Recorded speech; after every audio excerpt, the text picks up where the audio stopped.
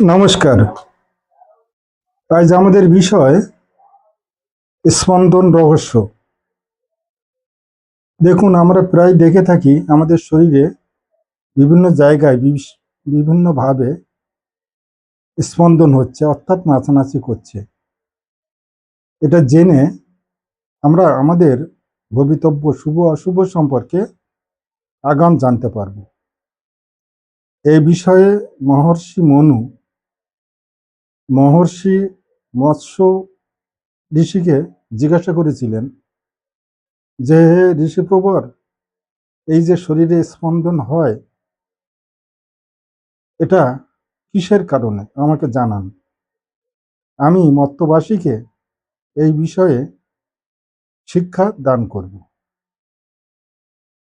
প্রাথমিক পর্বে বলি, পুরুষের ক্ষেত্রে শরীরের দক্ষিণ অঙ্গ স্পন্দন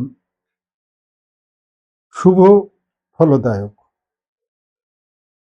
এবং বাম অঙ্গ হৃদদেশ অর্থাৎ বক্ষদেশ এবং পৃষ্ঠদেশের স্পন্দন অত্যন্ত অশুভ বলে গণ্য করা হয়। বিশেষভাবে বিপরীতে নারীদের বাম অঙ্গ স্পন্দন শুভ বলে মান্য করা হয়। নমস্কার।